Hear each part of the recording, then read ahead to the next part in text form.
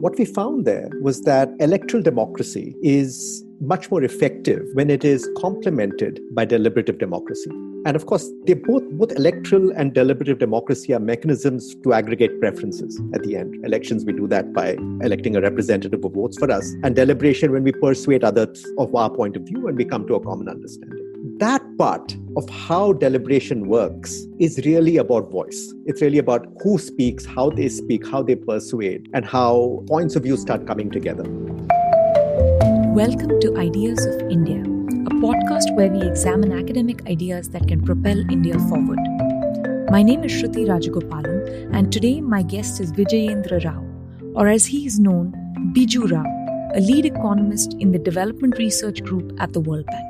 His recent book, co-authored with Professor Paramita Sanyal, called Oral Democracy, Deliberation in Indian Village Assemblies, is an excellent study of citizens' voice in India's Gram Sabhas, or village assemblies, which are also the largest deliberative institution in human history.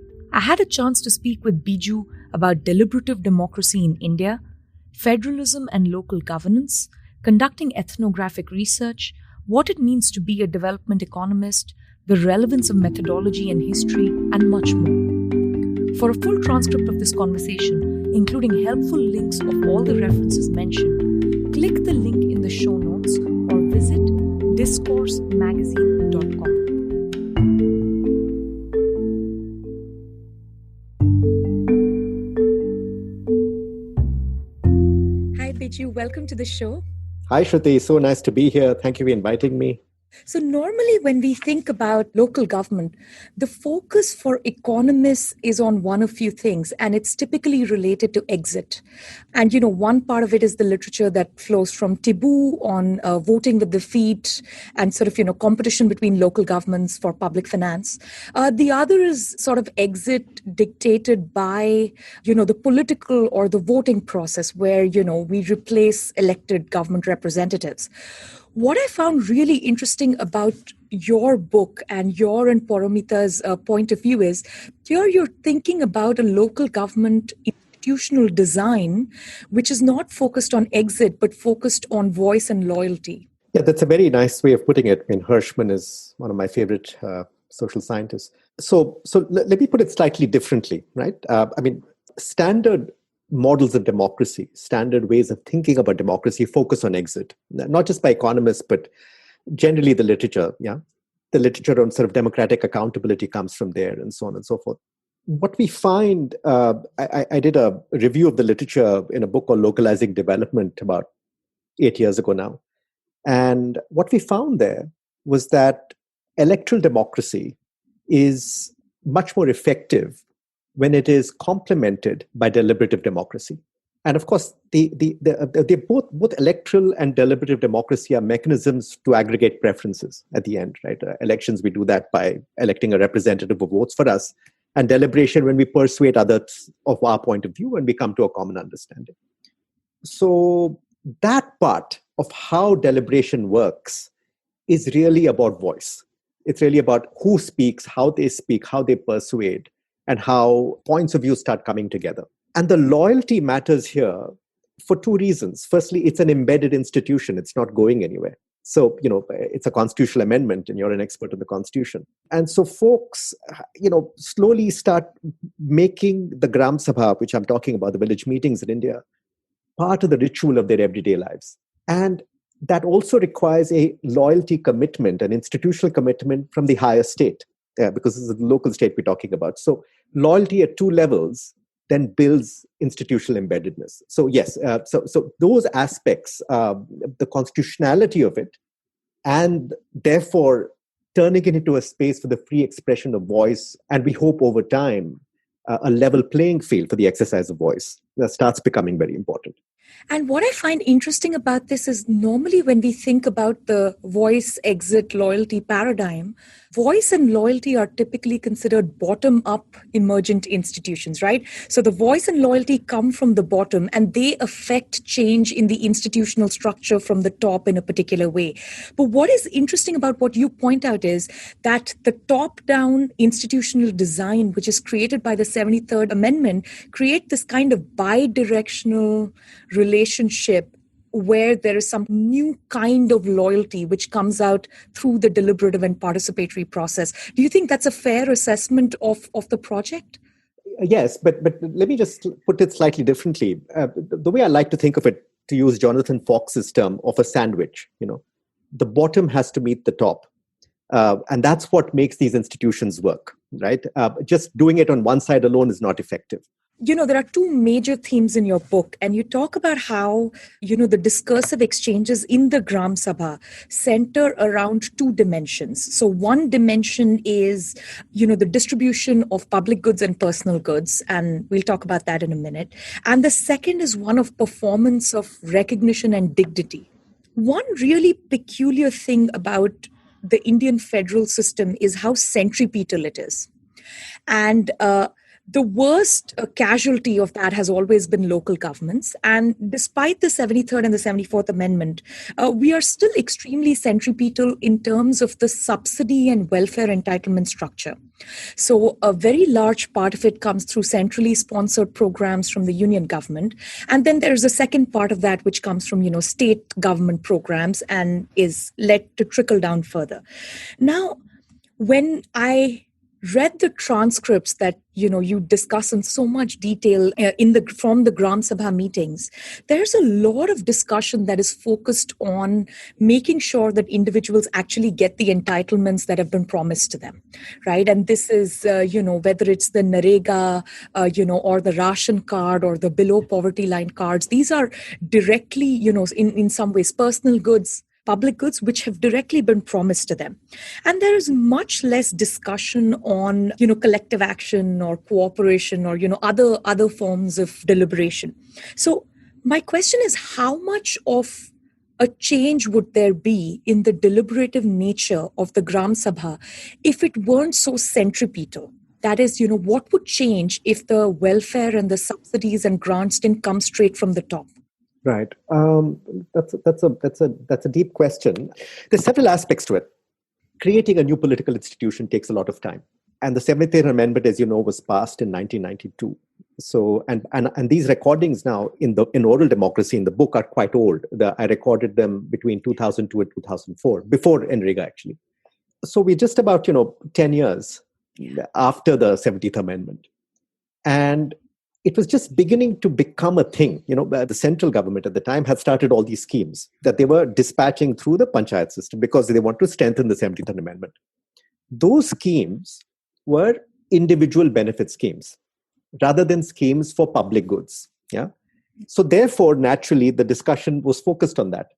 My name is not on the list. Give it to me. Why did that person X get the house when I didn't get it? That kind of thing.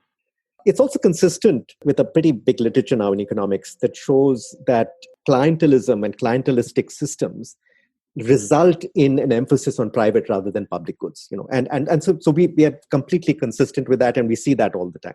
What has happened? I've been working on this now subsequently. I've got recordings from the state of Tamil Nadu in 2014. I've been looking at Karnataka now for 20 years, including as we speak.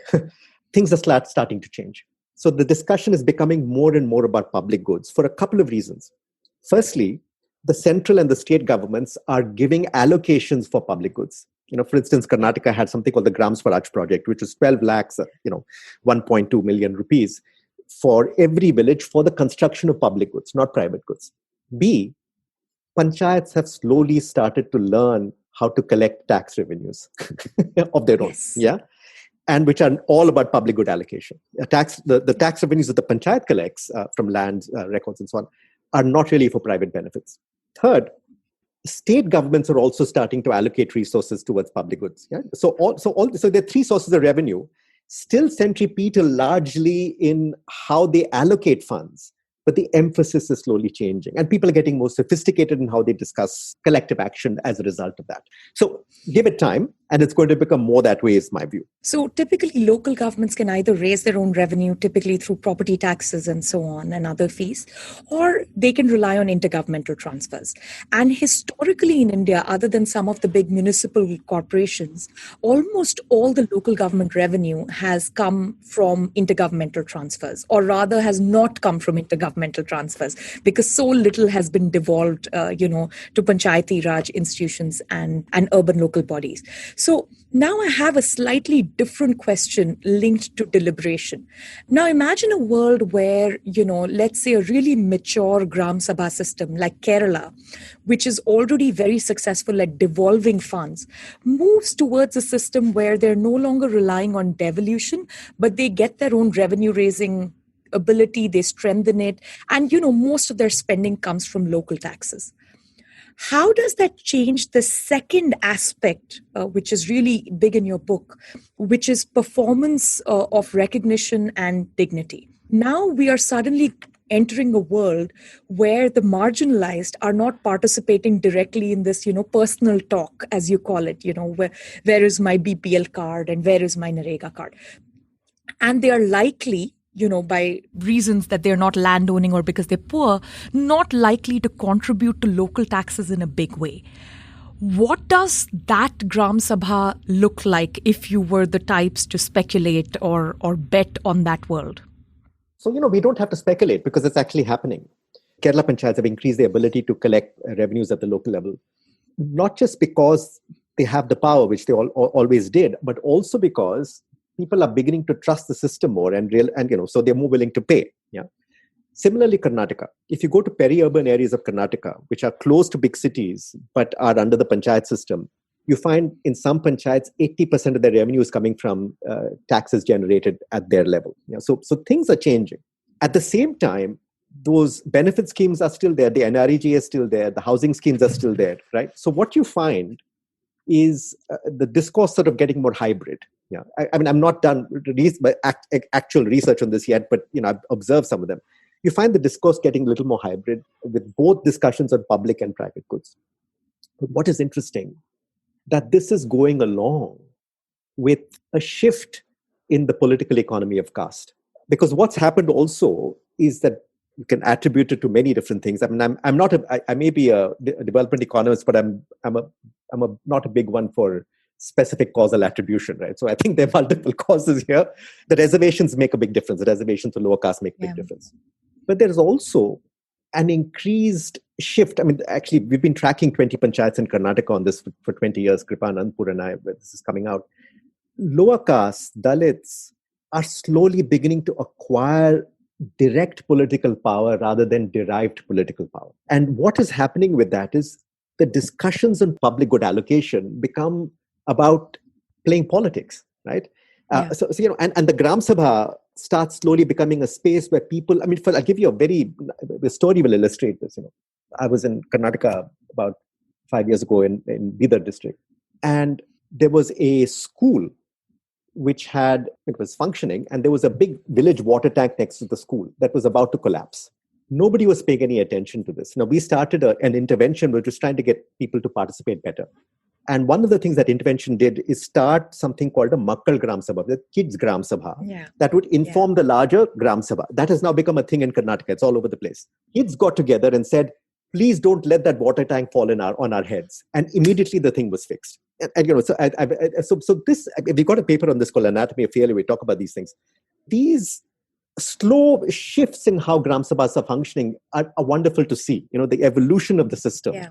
But when we recorded it, did those recordings in 2002, 2004 for the book, individual benefits were still the primary focus. So you are not worried, particularly about as they become more fiscally responsible and self-reliant, that, Dalits or women are going to lose their voice? I'll tell you why I'm not worried. Because I have seen the evolution in Karnataka, I've seen the evolution in Tamil Nadu, and I've seen the evolution, interestingly, in Bihar, where we've been doing with women's self-help groups. Of course, there's an awful lot of discrimination. Women talk less, they listen to less. Dalits tend to be paid less attention to. But that is getting more equalized over time. There's actually hard evidence on that, And so that's why I'm not. And but there are two reasons for this. One is reservations, which I think have played a big role in changing the nature of local politics. Absolutely. But the second one, as far as women are concerned, is the women's self-help group movement. The National Rural Livelihoods Mission. It's all over the country, and it's literally a movement. It's an engineered movement. It's not necessarily come solely from organic civic action. It's coming because central governments have wanted it to happen. with the help of the World Bank and other places. The gathering together of often lower caste women also changes the nature of politics. They start running for office, start demanding things.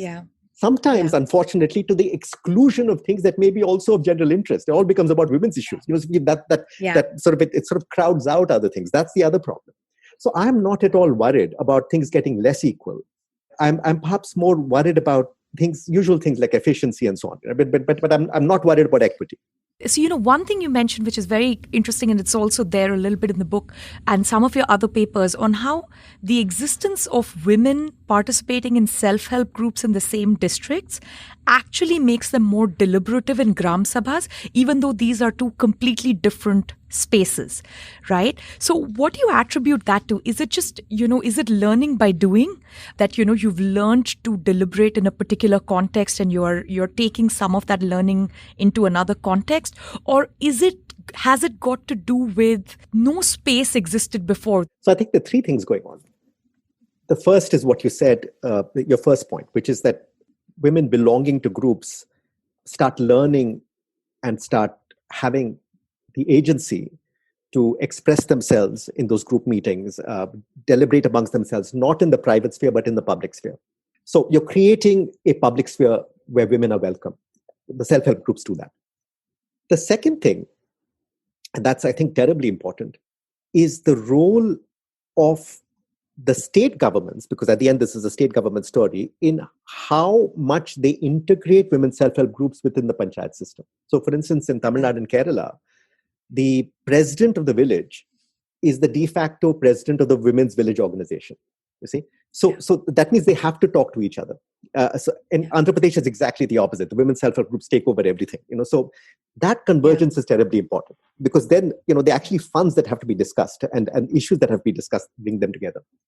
The third thing is that, and this is a process we observed in Bihar, and we wrote about, Paramita and I again, as women start coming together, they are seen as an independent political force in the village.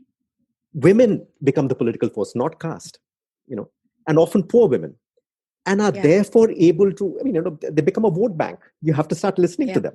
And that gives them the space to talk, you see. And they often then they start running for office and slowly start getting embedded in the political structure. So there are three processes going on because of that.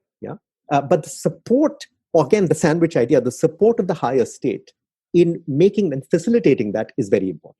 Now, one of the things I wanted to talk about was the interaction between means-tested, subsidies and entitlements which are given to the poor. And there's a huge discussion going on right now about how India must move away from this. One way where people are talking about it is sort of some kind of quasi-universal basic income to be given and, scrapping all the other policies. The other is, instead of giving women LPG or, 10 kilos of rice and dal, you switch to a direct cash transfer.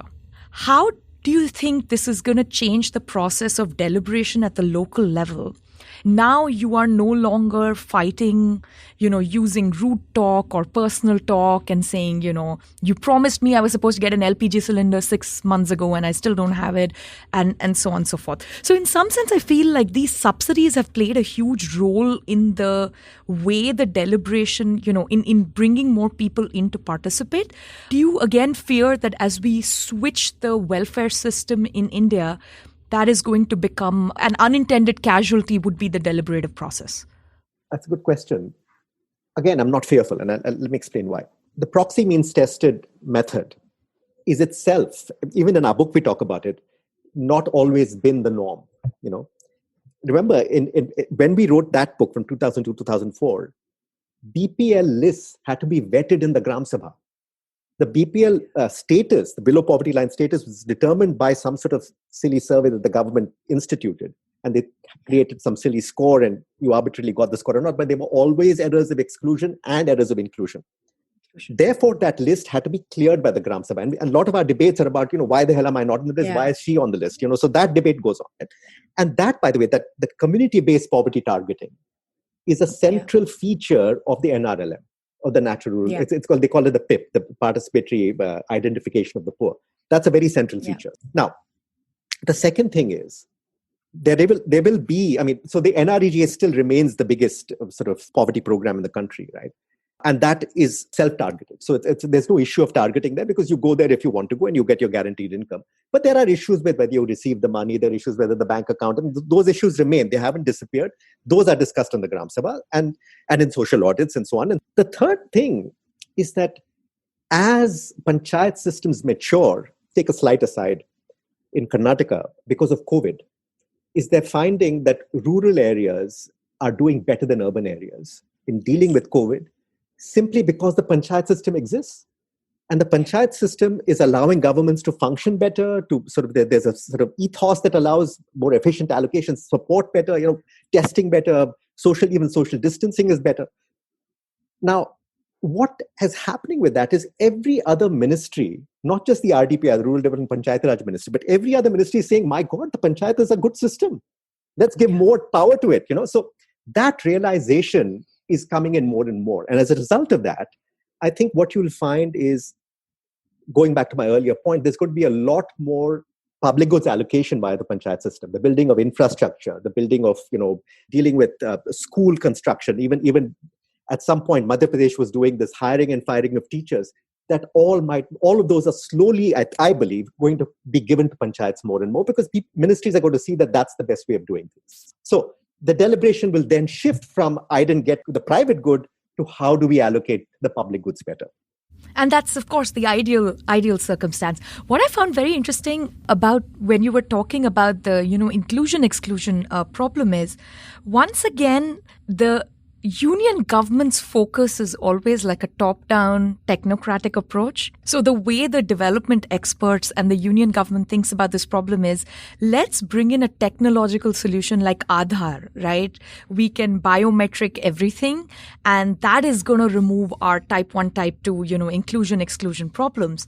And it doesn't because it is not backed by any other kind of institutional process, and it doesn't facilitate any kind of feedback. I mean, you can't talk to a biometric machine, right? At the end of the day, it has to be human beings who need to be responsive and who need to actually fix the problem.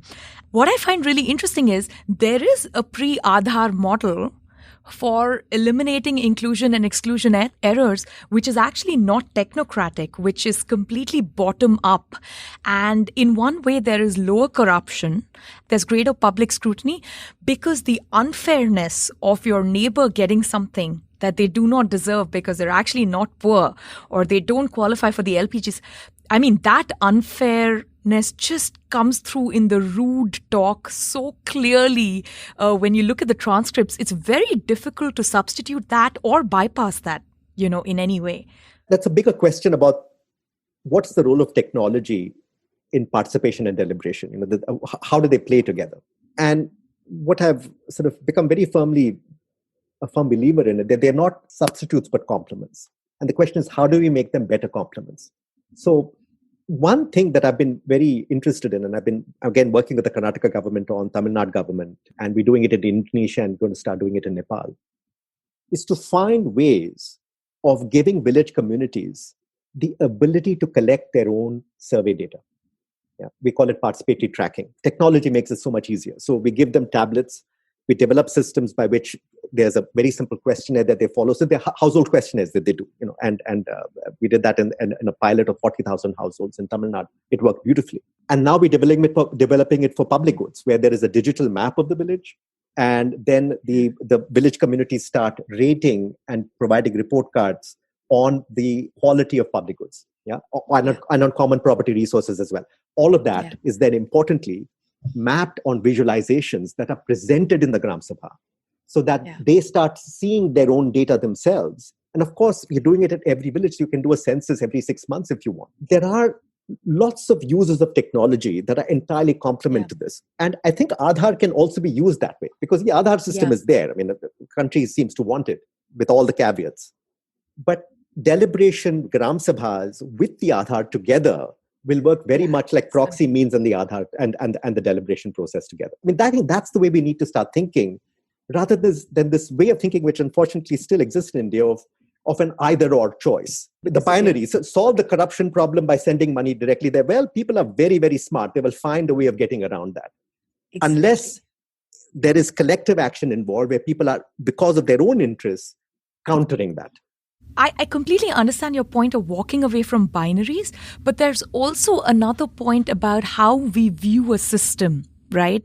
And usually the union government systems, the farther away one is from the ultimate unit of governance, or, the citizen who the governance is being served or provided to, the more technocratic and the less human the solution. Right? So there is an element of that. But the other thing I found very interesting about what you said about the panchayat surveys is that as we strengthen the panchayati raj system and the gram sabhas, now we can actually move towards creating an organization which can correctly issue birth certificates, correctly issue death certificates, do land titling surveys. These are three areas in which Indian governance has just completely collapsed. Where less than 40% Indians have the birth certificates. It's linked to the larger technocratic point because the union government solution is always, let's start a national population register, which will be updated every 10 years, or a national citizens register. And, the other controversies notwithstanding, the solution, even with the best of intentions, tends to be something dramatic like that. Like we need this singular, sort of filing system almost. And what you are saying is there are some districts in Tamil Nadu which are very good at recording births and deaths. And maybe there the problem is that the water tank is going to collapse on the school. And so the local level, both in terms of knowledge and the feedback, are actually the best to solve these sorts of problems. Yeah, I mean, it's a standard. I think Buchanan, actually, since you're from George Mason, spoke about it a long time ago. Problems need to be solved at the level at which there's the most information and ability, right? I mean, so it's a standard issue. What is interesting about your question is that is exactly the plan of the Karnataka government right now. They're moving towards having their birth records done at the local level, that land records done at the local level, with the panchayat system, yeah, and trying to find ways of making that happen more accurately. Kerala has also moved in that direction. The constitution allows a lot of freedom to states and how they use that amendment. Yeah. So many states are moving in that direction. Interestingly, Nepal is moving in that direction too, big time. Indonesia is moving in that direction, which is why I'm working with them. For a while, Colombia was moving in that direction. Mexico is moving in that. So it's a worldwide phenomenon. China does it routinely. I want to now think about how some of the insights that you talk about in the book when it comes to Gram Sabhas in the villages, what we can learn from that in terms of, urban governance and urbanization more generally. The 74th Amendment, which created the urban local body infrastructure, did not provide for a participatory or a deliberative forum like the Gram Sabha. Nothing exists there. So that's, one problem. The second issue here is also we have misidentified how urban India really is. And there is some interesting research on how, they set these definitions in, 1992. And they said every 10 years with the census, there will be some kind of updating on what is an urban local body and what is a Panchayati Raj institution. And between these census, there is a very large part of India which has been urbanizing, which is in a way undercounted, right? So now, keeping these two broad trends in mind and the fact that India is urbanizing, how would one think about designing an urban deliberation forum that would get something similar or at least mimic what is going on in the Gram Sabha? So, how would you think about designing an urban local participatory forum, because it doesn't exist right now and it's up for grabs in terms of design? Yeah, no, a great question. Let's go with a COVID fact. Yeah. The COVID fact is rural areas, despite all the migration that's come from, urban migrants moving back to rural areas, are dealing with COVID better in India than urban areas, particularly the large metros. Just a fact, other than, exceptions like Dharavi and so on. But one reason for that is the panchayat system. And it's not just the Gram Sabha. It's the fact that there is that panchayat, that there is a government structure that can cater to a relatively small population in a way that can be monitored and people can be held accountable. Urban areas do not have that. Urban areas, on the other hand, particularly larger metros, are subject to all the dysfunctions of government that we all know too well. You're asking, what is the model? What is the alternate model? There are actually several alternate models already there. Yeah. Resident welfare associations in larger middle class and upper middle class urban communities. showed that there's an enormous capacity for participation. Then you go back, in 2000, Michael Woolcock, Soumitra Jha and I spent a lot of time in Delhi slums. And what we found is that in the poorest of these Delhi slums, many of them unregistered slums, people were participating like crazy. They were creating their own elections. They had their own endogenous elections, and they were electing their panchayat leader. They were sort of demanding services. They knew all the MLAs and their MPs better than I or anybody else did. And they were constantly going after this. That work now has been shown by Adam Auerbach in a new book, Demanding Development. Yes. There's an enormous capacity for this. Janagraha, a very nice outfit in Karnataka, has for a long time been working on urban participation, on developing what they call ward sabhas. Ramesh Ramanathan has a nice paper in the EPW on this subject, again, back from 10, 15 years ago. So there's been a lot of thinking. There are a lot of models out there. There's a lot of capacity out there. All it requires is governmental will. That there's a lot of capacity for participation, and that these institutions can be easily built. And we can have ward-level sabhas so that they don't go crazy. Within a smaller community, you can have the decisions allocated and decentralized, and then build it up like Kerala does in a nested structure to higher systems of planning and monitoring. All that is eminently possible. It requires, ideally, a new 74th Amendment. It has to be. I mean, and I think all political parties need to agree to this. There's a hesitation. All political parties were behind the 73rd Amendment. No political party is behind amending the 74th Amendment. The reasons for that, you can guess.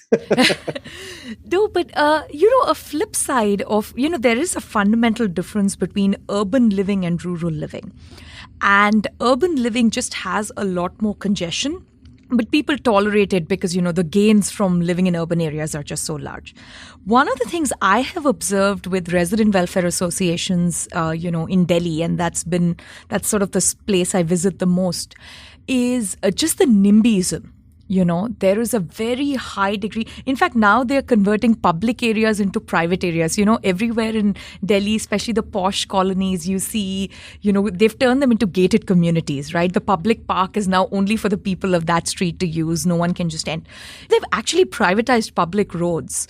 So are you at all worried that the nature of urban living is different? And if we created these ward level forums and, strengthened resident welfare associations, there is a true fear of NIMBYism and not letting outsiders in and not letting poor people and migrant labor in and so on and so forth? I think there'll always be NIMBYism. You can't escape that. Switzerland, which has its own wonderful deliberative system, I'm sure there's a lot of version of NIMBYism. They just sort of, a few years ago banned mosques and so on. So there's a lot of that going on, right? But the current system, where urban governance is so ineffective that it forces local communities to basically cut themselves off from government and form their own governments, is not the solution. That's what you see. I mean, in Bangalore, which is my city, you find communities generating their own water and electricity. You find communities, IT communities particularly, completely saying, we don't want the city to interfere. We'll do our own work. That's not the answer. That's privatizing the state, as you point out. So, in my view, a nested system of planning, borrowing from remember, Kerala panchayats are effectively cities. These are not rural areas in the way we see them. Kerala is now 100% urban if we take the definition. And it's got famously the best panchayat system in India, right?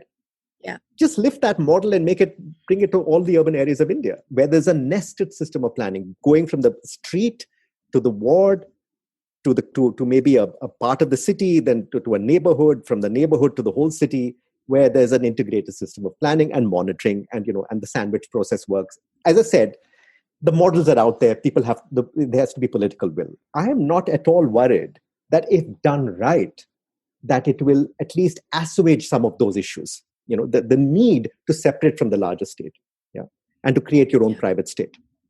Alex Tabarrok and I wrote about the city of Gurgaon, and we called it effectively a private city, India's first private city, because they've sort of bought out of, state-generated electricity, state-provided roads, even their own metro is financed, and, so on and so forth. And while that may sound like pure panacea, one of the things we pointed out is it poses huge externalities because the private enclaves are really small. So what one sees is there is perfect garbage pickup and, sewage is provided within the DLF enclave, but then they go and dump all of it on the public land, which is also where the poor people are living in slums.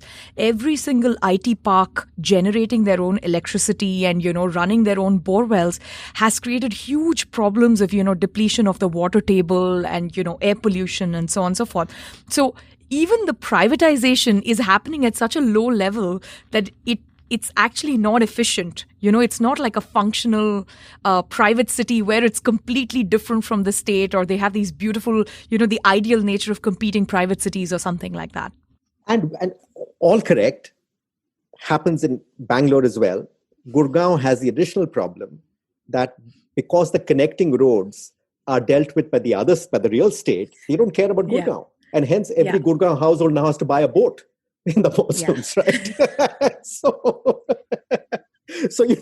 there are larger problems that are happening. Yeah, once you leave the beautiful private enclave, you just go from panacea to pothole.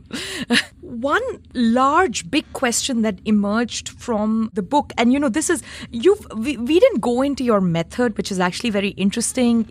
You've picked border districts across states which share a common culture, common language, and a common administrative past until 1956, and then they got, separated into different administrative states.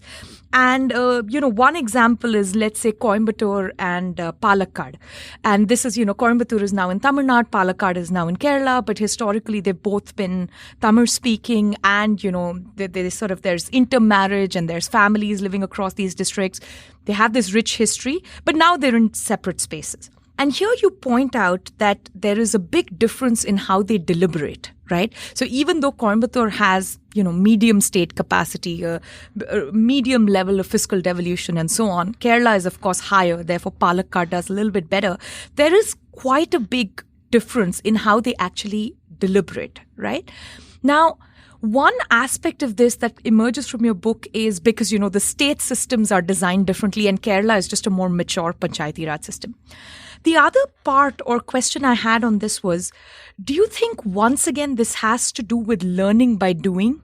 That, Panchayati Raj institutions, deliberative processes, you cannot do them by mimicking them. There is only one way to build this capacity, which is by doing it and doing it better over a long period of time. And Bihar can't just easily borrow from Karnataka's successes any more than Coimbatore can borrow from, Palakkad's successes. Yes, but it again comes back to institutional embeddedness, that there has to be an incentive to learn by doing. Yeah. If the only way that you can deal with the state is by belonging and participating in this institution that is now you're stuck with for the rest of your life, you're going to start doing it better. And it also changes the political culture, and it changes the nature of how people interact with each other. One of the most wonderful things about going to Gram Sabhas is the fact that different castes have to now operate in the same space that they would never have done 30 years ago. They have to talk to each other, they have to deal with the politics of each other. Genders have to mix, all of that change happens because the institutional embeddedness of the system. The constitution will not let it go away. Yeah. And then the State Government Act ensures that it's there. It's not going away either. So once that comes, people start participating, they start learning by doing. Yeah. So that follows the institutional embeddedness. You're absolutely right. I mean, there's something quite wonderful. Yeah, and there's a great paper by you called Dignity in Discourse, right? Which talks about some of these changes where you're really talking about the sort of, I won't say exactly change. I mean, of course there's change, but also like a shift in the actual dignity, which is linked to the performative aspect, which is imposed by the state through the Gram Sabha. So that part which you outline is really, really lovely to see, both in the case of caste and in the case of women. Yeah, to me, my favorite example from that paper and also the book is the story of a village in Karnataka which was going through drought. And, the lower caste lived at the bottom of a hilly area, while the upper caste lived on the top of the hilly area.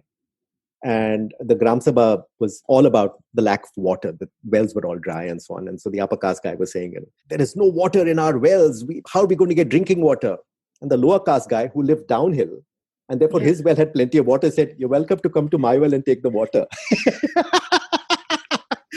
Knowing fully well that this guy wouldn't come, So and of course, yes, acquiring dignity through the deliberative space is, I think, firstly, eminently logical. It would happen, but it is again tied into this integration of the electoral and the deliberative spaces working together. Because if the politicians were not so worried that if they piss somebody off, they would not get their votes, they would not allow that space to function in the way it does. There are two ways in which your work really stands out. And one is the interdisciplinary nature, and the second is mixed methods, right? And the two are related, but I still want to talk about them a little bit distinctly. So first, I wanted to talk to you about, you work deeply in an area called anthropological economics, right? So what is anthropological economics? How do you view it as similar or different or adjacent to standard neoclassical economics? I'm a 1930s economist. It's almost like I'm a student of Alfred Marshall or somebody, right? So Alfred Marshall has this wonderful word called conjuncture, which he talks about the principles of economics, which is basically how economic activity is embedded within the social, political, and historical structure. And he talks a lot about how in conjuncture is so important to understand. In our desperation to get tractable models, we sort of got more and more divorced from reality. Yeah. And to me, that's fine. In the following sense, a discipline will have its journey. All disciplines have their journey. And, slowly now you're finding economics journals moving away from that in 100 different ways, which is fine. That's the discipline's journey. But when I started my PhD in 85, I finished in 90, I wanted to be a policy economist. I started my life in academia, but I wanted to really work in policy. And it always struck me as, this particular fact I felt was very important, which is that policy can't wait for economists to figure it out. So I was lucky to get a job in the World Bank Research Department, which didn't require me to publish in top journals all the time. In fact, to work with projects that were doing these kinds of things. So it gave me the luxury to sort of say, I am going to try to understand the world as it is, not as a journal referee wants it to be, which has led to my doing the kind of work I do, which, by the way, is not necessarily considered mainstream at the World Bank either. So the second thing that I felt was missing in how economists did work, which is getting, ironically, slightly better now because of the RCT revolution. The RCT revolution, we all know that, those debates. But one of the things that's done is that it's forced development economists to go to the field more. When I got my PhD, development economists never went to the field. They would pick some secondary data. My dissertation, for instance, was written with the ICRISAT data. ICRISAT had something like 200 households. You know how many papers and dissertations ICRISAT has produced from those 200 households? About 1,000. It's a very odd form of degrees of freedom problem. You have 4 times the number of papers produced than the number of observations, right? So people didn't collect their own data, right? And I was deeply inspired by people like Dandekar and Sukhatme and Pranab Bardhan and Ashok Rudra and all these great Indian economists who were field economists. That was something that really, really inspired my approach to these things. Scarlett Epstein, let's not forget her. You said what you do is not mainstream, not even at the World Bank. I just want to tell you what you do is extremely mainstream at George Mason, right? Because we are a tradition of Adam Smith and James Buchanan. One huge influence on the economics program is the work of Vincent and Eleanor Ostrom. And, I see that a lot in your work. So anytime you want to feel very mainstream and cool, you should just drive across the river and come by. Very early in the book, you talk about how you abandoned standard, machine textual analysis. And the reason why you abandoned it is that it simply does not work. Even after translating the Indian languages to English and then, running them through the software, you're not really getting very much out of it. And you're certainly not able to get broad themes. And the only way to do the kind of analysis you're doing, which is to really, open the hood and look at the deliberative process, is you ditch all the software and you roll up your sleeves and you go over transcript after transcript after transcript. So, of course, there's the method issue there, which is informed by how Indians speak. But what the output that comes out of it is also really interesting because of the way you categorize the conversation. Whereas the way you do it is a little bit different, which is, are people talking personably? Are people talking rudely? Are people talking in a participatory way? Are they talking using a language of planning? Or are they talking using a language of claiming and entitlement? And I find that very uniquely Indian. This is sort of like the argumentative Indian that Sen talks about come to life. Because the only way you can see that Indianness is not through the textual analysis. It's through everything that is behind the words that are being said. Is this me just stretching this too far? Or do you think that's what's going on in the book? It took us 10 years to do the analysis for this book. 10 years, So yes, that deep learning, as it were, of reading every line and categorizing it is painstaking work that you can only do if you have a secure job. But we finished it, but it took a long time. In the other work, where I've used natural language processing methods to look at gram sabhas, we finished that in 1 year. In fact, I would say in 6 months. Between the time we collected the data, we wrote the paper, it was basically a year, everything. So it's much faster and it's getting better, right? So I think that there are advantages and disadvantages to both methods. But yes, this was not just a deliberative studying deliberation. It was also argumentative in that Paramita and I argued all the time. And, she's very different from me. She is extremely focused and just nitty gritty, unpacks every word, understands everything. And me, I'm this guy who sort of operates at a much more sort of bird in the sky level. And that combination, I think in this case, was productive. On the textual analysis, this thing you said about you and Paramita and her going over it with like a really fine-tooth comb and then you arguing about it. I had a question. So I don't doubt that the modern methods of textual analysis have gotten better, natural language processing, even across languages other than English and so on. But I had a question about the peculiar Indian way of speaking and how that creates a problem for textual analysis. And this is what I mean. There is so much subtext when Indians talk because of a common shared understanding of religion or language or caste structures. So, for instance, one could be talking about, droughts not giving someone water. But the underlying cause of not getting the water would be caste because it's available at the bottom of the village. But in the natural language processing, no one's going to say the word caste. So how do you counter that peculiar Indian way of talking where everything is not spelt out? It's not just Indian, it's South Indian. And one of the things we were very careful about, I'm about to put the transcripts all up for public use. One of the interesting things about the transcripts are, they're all in the language of the state, so Tamil, Kannada, Telugu, Malayalam. And they were translated by people from that state. So the English has nuances of that Tamil or that Malayalam or Kannada in it, And so those nuances that human beings, that careful human reading can capture, machines cannot do any right now. They just cannot. Yeah, machines can look at broad patterns. I don't think that machine learning is a substitute for careful human reading. But I think, again, they can be good complements. So you really ideally have to do both. Yeah. And you have to, and also it changes the nature of the design of how you design the data collection process. So one of the things I'm doing right now, for instance, this is what I'm actually thinking about this week and this month, hopefully, is how do we assess well-being by having conversations with people? And that you want to do at scale, and you can never do it with human reading because the scale is too big. So you have to design it for a machine to read. And that's an interesting intellectual challenge, right? And so there's a lot of potential for these kinds of collaborations that I think we still are working on as a community of social scientists. But I'm utterly convinced that old-fashioned qualitative analysis is not going anywhere for precisely the reasons that you mentioned. That kind of nuanced reading can only come when a human being reads it. Maybe 100 years from now, a machine will be able to do it.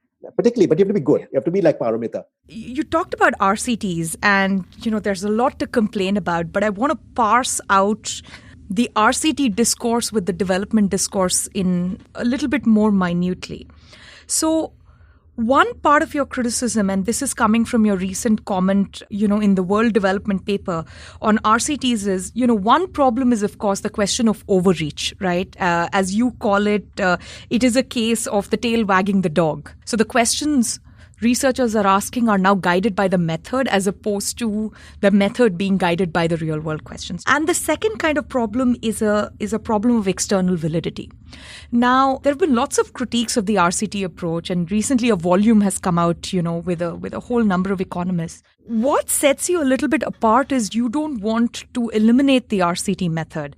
You actually want to integrate it with thick studies. And this is where I want to talk a little bit about your paper. This is the paper with Anantpur and Malik, The Anatomy of Failure, where you actually do conduct an RCT, but along with the RCT, you are simultaneously picking, a couple of villages in each district to do detailed surveys. And the RCT fails. I mean, when I say fails, in the sense that you don't find that the interventions worked at a statistically significant, level. So they failed from a, standard of publishing. But it is actually your thick qualitative survey that talks about why. Right? So can you talk a little bit more about this mixed methods that might actually make both RCTs and the surveys better? Or, was this a one-off where you got lucky and RCTs are just not the appropriate way of answering some of these problems? Like, how do you think about this? Oh, thanks for that question. So, you're right. I see the RCTs as an enormously valuable tool, but it's a tool. It's not a system. It's not a way of thinking. It's a tool, right? It's a tool that allows us to tease out causality in those circumstances where RCTs make sense.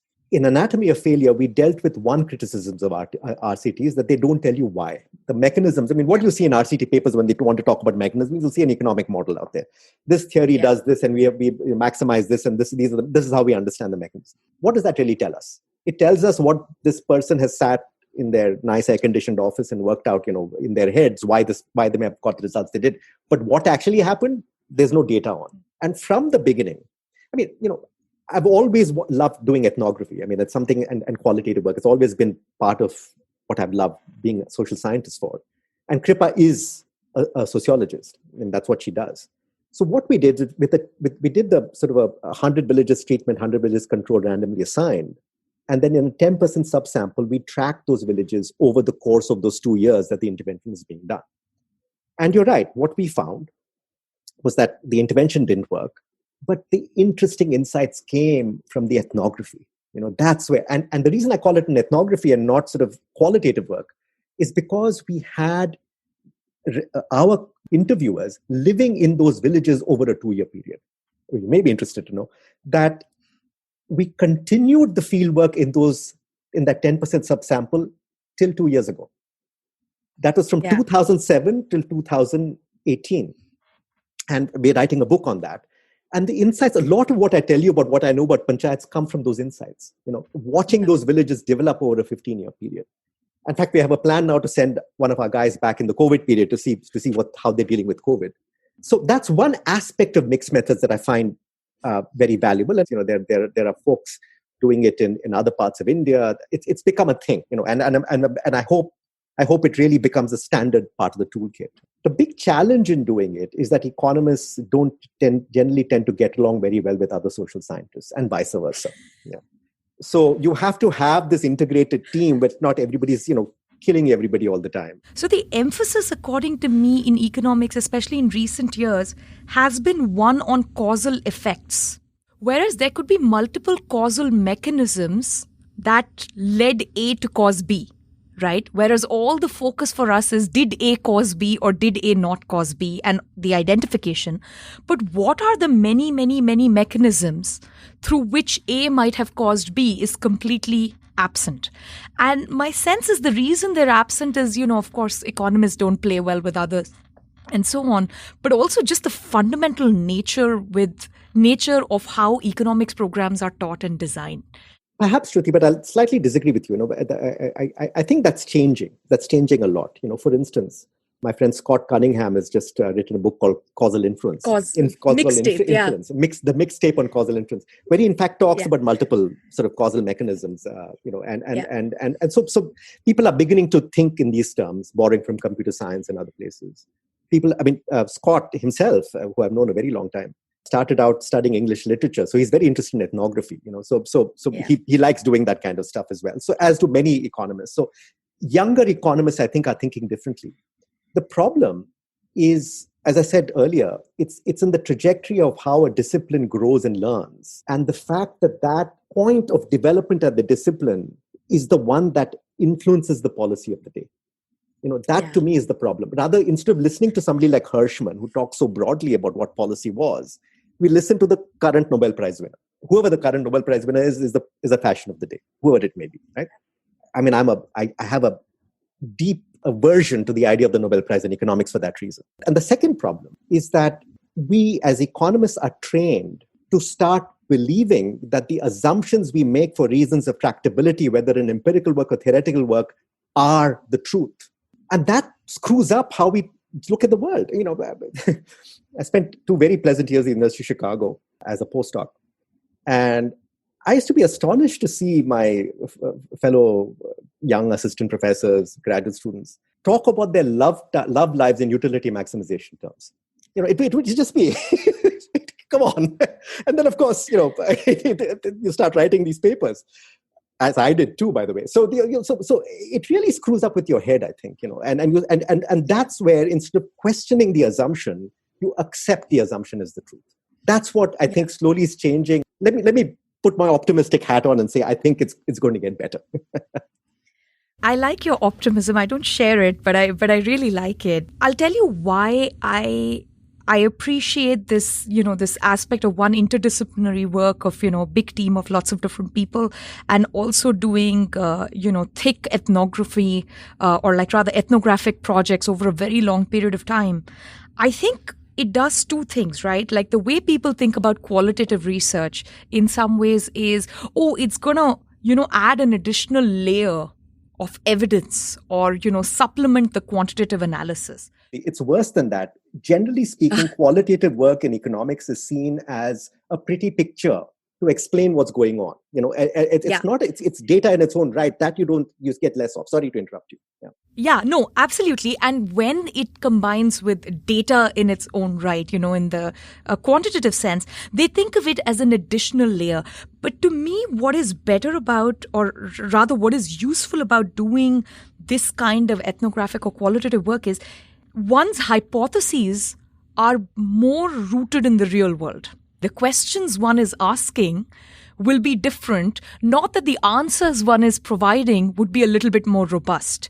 So I think that's where my pessimism lies. Right now, the ethnographic work is seen as this, interesting cameo appearance, which will strengthen the RCT work.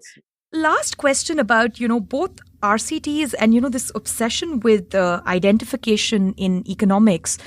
You've had an interesting view of the discipline because you work with academic economists all the time. You publish in academic journals, which are, all the standard peer review problems.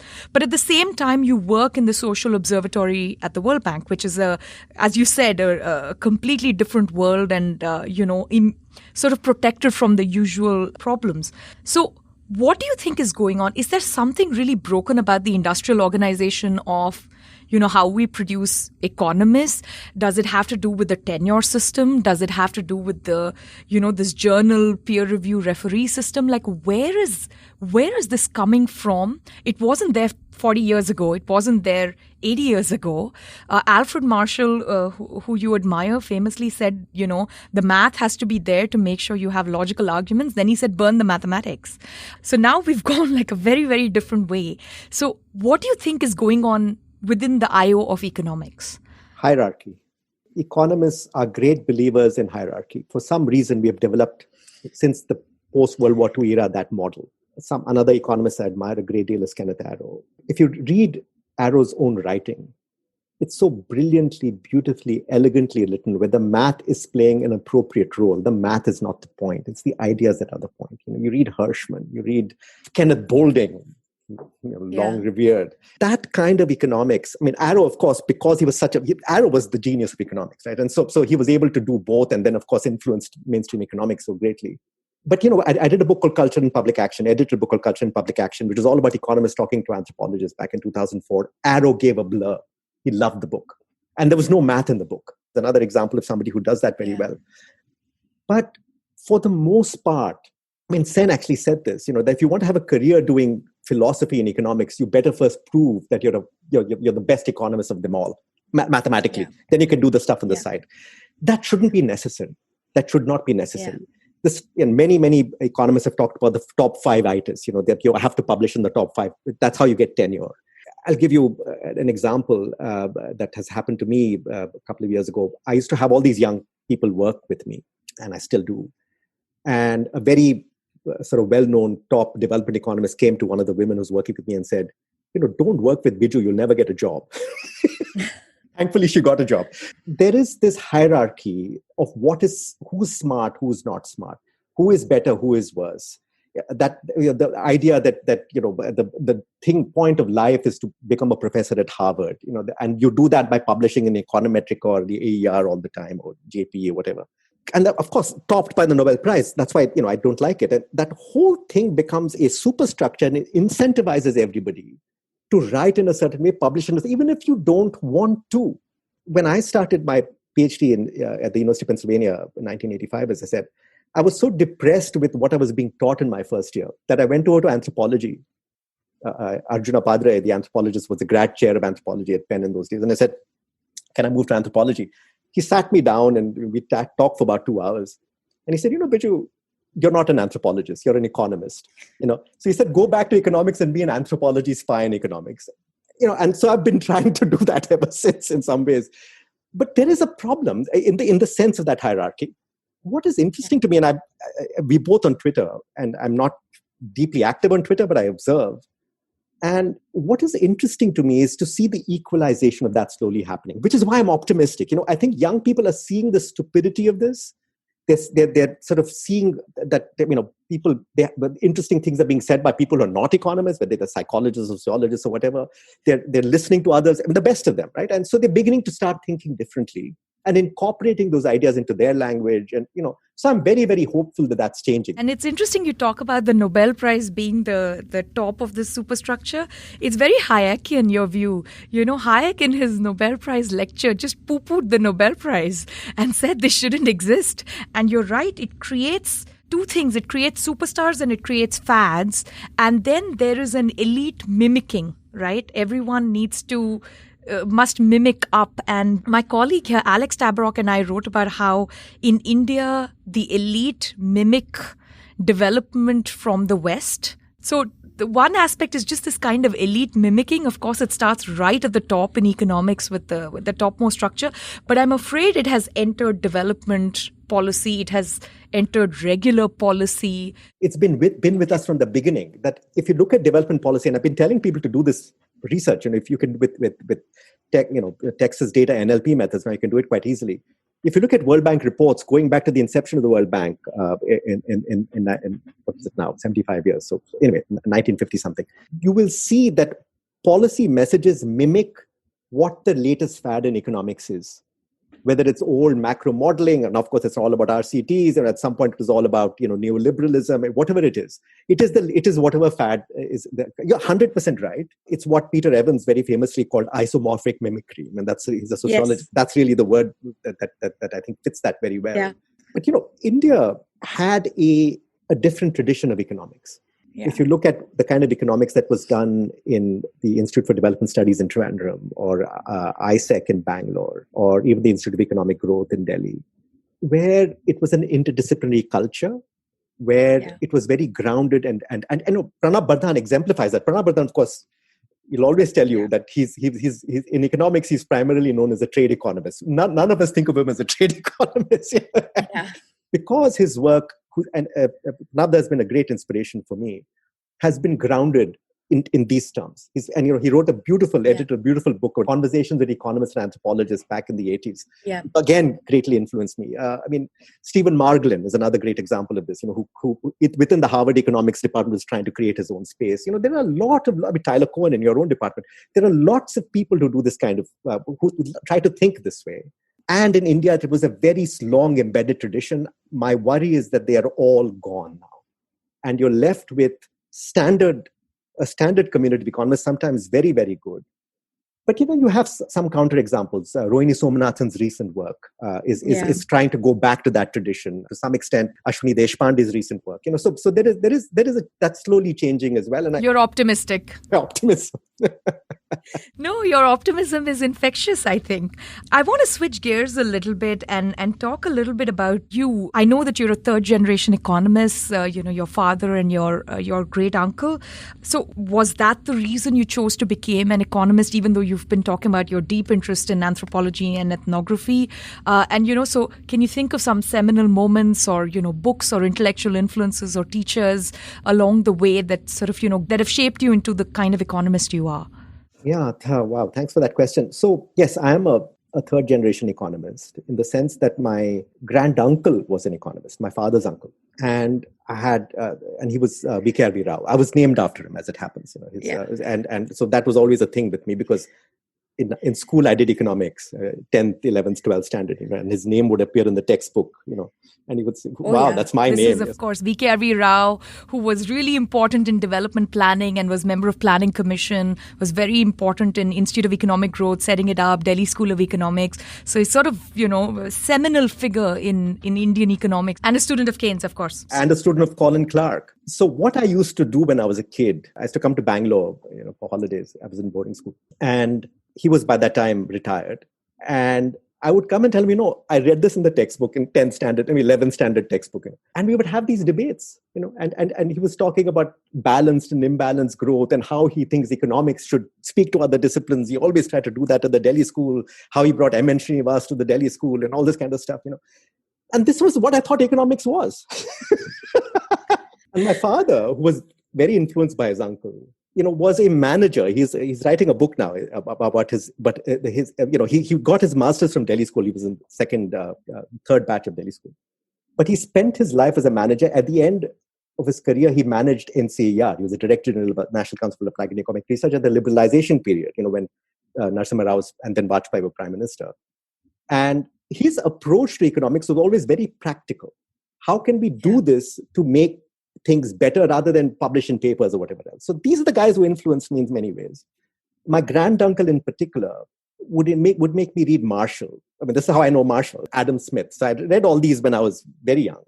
And then I went to college in Bombay University. And Bombay University, unlike Delhi University, in an undergraduate level, was influenced by P.R. Brahmananda and Vakil and all these guys, which was a very different kind of economics. It wasn't, the Delhi school kind of economics. The Delhi school kind of economics was not my granduncle's economics either. It was the economics of Bhagwati and Sen and everybody who took over and then made it what it was, a famous place that it became. So both in my undergraduate training and in my own household, this was the kind of economics that we went on. But at the same time, I guess for me, I read Scarlett Epstein's book. She compared wet and dry villages in Karnataka. And by the way, Scarlett Epstein was an anthropologist, but a student of Arthur Lewis. And she brought these wonderful field insights into it. I read Srinivas when I was a kid, and all of this made me want to do that kind of work, but I was very interested in data. I was very, interested in using statistics. And then I was trying, I think, to fashion a way of doing economics for all the reasons I talked about that was bottom up. That was integrated with where hypotheses were developed from conversations rather than from the top. And I didn't get that in grad school. I mean, I was trained, I think, reasonably well by some wonderful professors, Jerry Berman, Anil Delalekar, Andrew Foster, Bob Pollack. I mean, wonderful, wonderful economists. But I didn't get this stuff, right? And I was very frustrated by that. So as a result of that, partly, I did 4 years of postdocing in Chicago and Michigan, where I got some funding to do fieldwork. And so it was at Michigan that I first went and did serious fieldwork, and then that started informing my work ever since. I did these postdocs, so I was offered an assistant professorship somewhere, tenure track. I didn't take it because I wanted to do a postdoc. And by the end of my time at Michigan, I had trouble finding a job. Even those assistant professorships that I was offered, I couldn't get. Even though I had a paper R&R at the JPE at the time. And then so it was, despite those credentials, I couldn't get a job. Finally, my friend Mike McPherson, who was then the chair of the economics department at Williams College, brought me there. Yeah. And I got a job, and somehow. And Williams was very influential in that you have to teach undergraduates. So these sorts of questions are what undergraduates ask. They're not interested in all this fancy stuff. They want to know what is the relevance. So that helped sharpen my thinking. And then I was very lucky that the World Bank at that time had a visionary president called James Wolfenson, who said that, this is not the way to do development. So he told the research department, you're just an economics department, expand your horizons. You need to hire non-economists. So they hired two, Monica Dasgupta, the wonderful demographer, Michael Woolcock, the sociologist. And they wanted somebody to bridge economics and the other disciplines. Let's hire Biju. So that's how I ended up there, entirely by luck. And it's been, for me, as my dad told me the other day, he said, God has been kind to you in the job that you've gotten. So because it's allowed me the opportunity to do this kind of work. And I could have never done it in an economics department. So in that sense, I think a bit of luck, a bit of thinking, but if anybody wants to do this kind of work, you have to think about how to make a living doing it. That's very important, because what happens to a lot of people is get frustrated and they quit and they do something else. How do you fashion that career? And I think, as I said, again, my optimistic side coming out, it is much, much, much more possible now than it was then. I know that you're a student of the musical tradition of the Mallikarjun Mansoor family, which is now in Dharwad, and you learn from them. So one question I had trying to link your musical influences and your work was, the Indian classical tradition is largely an oral tradition, right? How much do you think your musical influence has influenced the kind of economics you've done in terms of oral tradition and deliberative processes? Or do you think it's the reverse? Your work in economics actually got you to move towards a tradition of music, which is an oral tradition? Shruti, I could ask you the same question since your mother is such an amazing Veena player. So I'm sure you can ask yourself the same question. But since you ask me the question, let me try to answer it.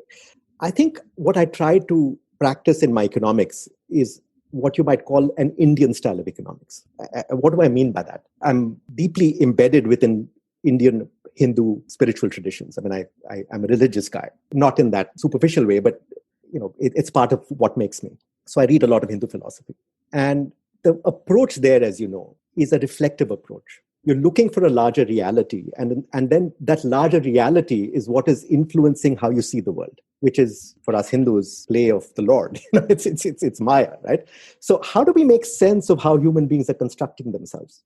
And when you start seeing it that way, you're not looking for a tractable mathematical structure, that you can tweak in some way. We're not doing physics. We're doing a version of embedded conversation, of and understanding the social embeddedness and how that plays with the economics and the politics and everything else. But that's what makes human behavior and culture and makes people tick. That influences my economics, and that makes me attracted to Indian classical music, because in the syncretic Indian tradition, the long history in the north of the Sufi tradition from Islam and the Hindu tradition from Drupad and other things, how those have come together. Amir Khusro and the great sort of philosophers who made Indian music. What that becomes then is a form of musical expression that gives you a very basic structure within which you learn how to improvise. But improvisation is not easy and requires years of extremely dedicated instruction and reflection to get to a point where you're doing it well. So I approach economics the same way. I don't think of myself as a very good social scientist. I never will, because you always see the imperfections. And because there's something out there that you're trying to reach that you will never reach. And that same is true in music. I feel I'm never there. So I think they're both influenced by the same roots rather than influencing each other. Though I must say that there is a lot in common between particular types of rhetoric and singing. There's no question about it. I'm just curious about your writing process. Oh boy. Let me put it this way. I always hold a fountain pen. And I have a big notebook, which I always carry, right? So a lot of my writing is actually scribbling. I'm drawing pictures, I'm writing themes, I'm playing with that. And I don't actually type till I've sorted out in my head what I want to say. I can't learn by doing while I'm writing. That doesn't work for me. Of course, I refine my writing, and that takes a long time for me. I'm not an easy writer. It takes a long time for me to actually put pen to paper, or at least put my fingers on the keyboard. Pen to paper is easy, and that where all the junk stuff happens. You work your ideas through. So the fountain pen is very central to my writing process, as is not trying to get too much done in a day. Thankfully in my work, the research is one part of it, but there's also a lot of practical stuff I have to do, and which I love doing. So that takes my mind off. I mean, whether it's whatever it is. I mean, it's more project stuff, which I really enjoy as well. So the time spent in doing research and looking at data and writing is maybe 3 or 4 hours a day. So and that's precious time. And so that's the time I give. And then I like to pick good co-authors who are good researchers and good writers. I mean, without that, I would get nothing done. What are you reading right now, and what are you working on right now? I'm broadly interested in how I'm not going to use the word measure, but how we understand well-being. And so I'm trying to do that at a macro level in finding ways of using qualitative data, textual data, whether from Facebook or Twitter or Google searches or whatever, and see how that contrasts with standard measures and with big data, night lights and all this kind of stuff. What do we learn in terms of macro well-being in that way? And also at the micro level, I'm working with World Bank colleagues to try to understand how we assess people's well-being in a way that they themselves see themselves, rather than us developing some, Cantrell ladder measure or some consumption module to measure that. I mean, we can do those things, but then what do people see about themselves? In terms of reading, at the moment, actually, I'm reading a lot of junk, but I'm reading this, which is Agnes Callard's Books on Aspiration. It's a fantastic book. I'm so glad you mentioned Agnes. I am a huge fan of hers, and she is really the loveliest person. We actually met at an Adam Smith workshop, and she's really one of my favorite philosophers, modern day philosophers. I find the book very insightful. I've just finished it, so I loved it. The book next in line is a book I've been meaning to read for a long time by my friend Celestin Monga, who's a very interesting character. I think it dates back to 1996, called The Anthropology of Anger. So that's next on my list. And my final question, without which we can't end the show, it's the most important question. What are you binge watching during the pandemic? Oh man, very good question. Let's see. The Bureau, which is about the French intelligence agency, Borgen, with the Danish show, the Danish Prime Minister. And I must say, my wife and I have indulged ourselves watching Bandish Bandits. I was curious to ask if you have watched 2 shows because of your interest and background. One is Bandish Bandits and the other is Panchayat, which is the story set in a small panchayat office with a pati sarpanch and all those things. I saw Panchayat when it started. I was halfway through and I stopped. I'll tell you why. It's sort of an interesting story. So once, I was in Bangalore at a party in somebody's house, and it was around the time that Vikram Seth's book Two Lives had come out. Have you read that? It's about his uncle who married a Holocaust survivor. Yes. And it was all about how I love it. His aunt, it's a beautiful book, how his aunt survived, Nazi Germany and all that. I love the book. And there was this old meaning, she must have been close to 90 at that point, European woman at the party, who I was told was married to a man from Mysore, married to an Indian man, but then was a widow. So I got chatting with her, and she was a Holocaust survivor. She had run away from the Holocaust from Austria, gone through a crazy journey, and finally ended up in Mysore, and had rebuilt her entire life there, married 2 different Indian men, and had this life. Fascinating woman. So then I talked to her for about an hour. Then I finally had the guts to ask her, "Have you read Two Lives?" She said, "I tried, but my life is so much more interesting." So it's the same thing with Panchayat and the TV show.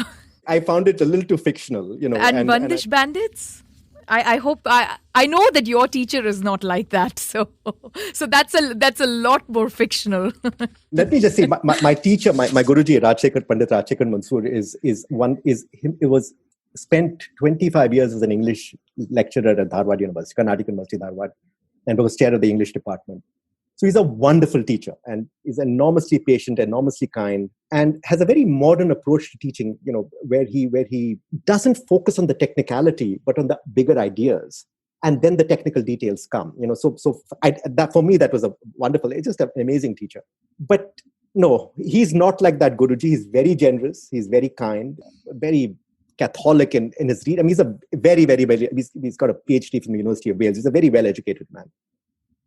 But for me, in the pandemic, being locked down, just hearing good Shankar Ehsaan Loy music. I know. Just watching, You have Ajay Chakrabarti singing and it's just joyous. Yeah. Two wonderfully attractive young people falling in love. It's great fun. I agree. I very much agree. Thank you so much, Biju. You've been so generous with your time and your insight. Thank you so much for doing this. Thank you, Shruti. I really appreciate it. And I love the fact that you've taken the trouble to read the book perhaps more carefully than I have, which has informed your questions, and really enjoyed your questions. Thank you so much.